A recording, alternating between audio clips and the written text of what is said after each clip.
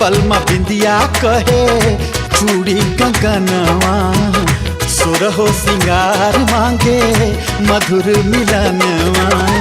कोरा में बोलावेला या चरवा पजरवा तनी आवे सजनिया।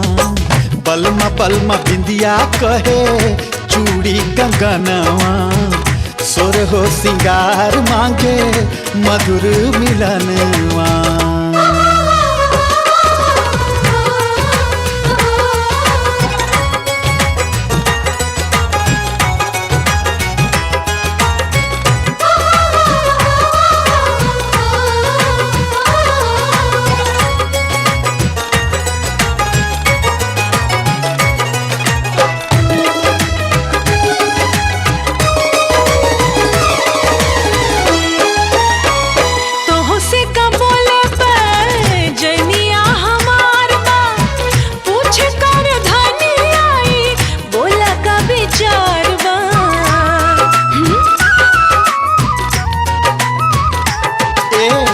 जान ले बुकाए रानी कमर लचकाई के, काढ़ेलू करेज हमार केस बिखराई के। मांगेला काखी के कजरवा पजरवा के पूछला सवरिया। बलमा बिंदिया कहे चूड़ी कंगन, सुर हो सिंगार तो से कहेला सजनवा।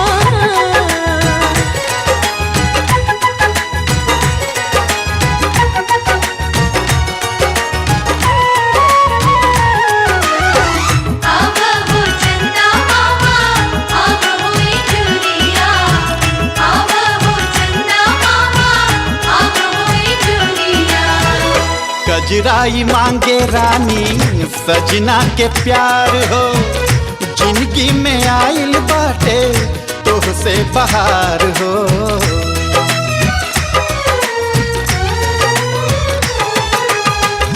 तोहरे ला सजल राजा देह सुकुमार बा, हमरे जवानिया पा पूरा अधिकार बा।